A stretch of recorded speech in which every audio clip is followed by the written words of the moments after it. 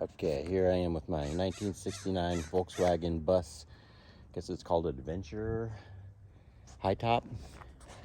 And I believe it was made this way originally from what I can see, but this is my second bus. I had an 84 Westphalia that I just sold about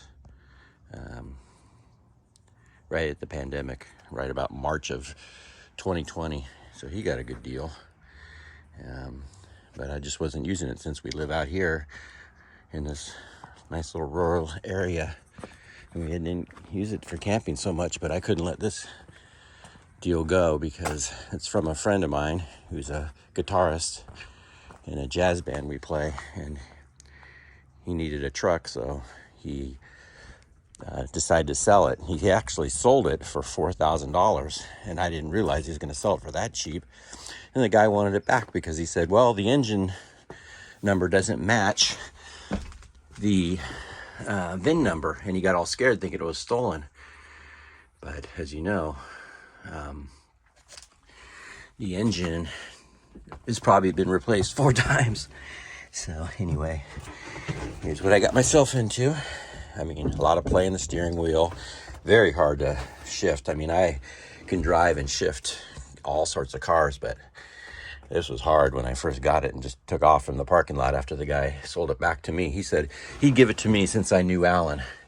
And I was like, sweet, man, for $4,000. Man, this is a smoking deal for me, and it's going to be fun to fix up. Because Alan was good mechanically, but he didn't really do anything cosmetically, as you can tell. But there's a lot of cosmetic stuff to do. But, you know, all that stuff's easy. You can get all this stuff. I wanted to see what usually went here in these areas. Obviously, there's a hole there. I don't know if it was like a little sink or... But you can decide what we're going to do with it. Anything else, the modification. I like to do those mods. And definitely make this into a way we can lay down and use it as a bed. So that's what we used to do. Like to do, my wife and I, with our 84, we drive it to the beach, pop up the top, have dinner, watch the sunset, and then lay in the back and play cards or games. And anyway, so here we go. Muffler blew up. That's no big deal. No rear bumper. Probably get that. Tail light was out. He was good with the engine. He could take it out and do it all himself. And the compression on the engine actually came out really nice. So the engine transmission seem okay for now. There's water in there. I don't know how that got in. But anyway. Oop, just stepped on my bulb. It didn't break, but well, it's out anyway. So this sliding door handle's missing. I had to use the old vice grips to open it. Like the cabinets.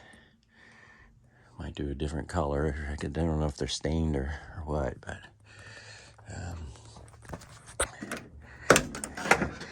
this handle won't roll up even when you try to.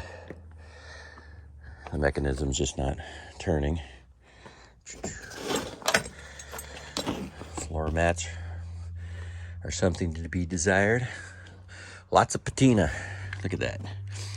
I don't know. I kind of like the patina, except for all the major rust. So there's a lot of rust on this car. Look at down here. Lots of rust. Up around the windows, lots of rust. So I got to get that under control. I have a friend who does this type of body work, and he can help me and advise me, even if I don't want to repaint it, and just, you know, keep it from getting any worse. Because I don't know, I kind of like the old patina look, you know, just get everything working solid, and then have at it. I don't even know what was there. something with here.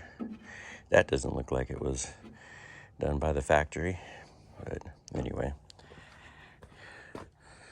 So anyway, I just wanted to remember what it was like when I first got it, so that when we get everything fixed and working, I can start the engine. It's kind of cool how you start the engine. Key goes in, goes around. Like he said, he has the clutch upside down, like the bar. That's why it's kind of weird to push it. But when you actually start it, there's a button under here, and it starts right up. Sounds loud because of the muffler. Cracked windshield, of course. Anyway, that's where we're at on it.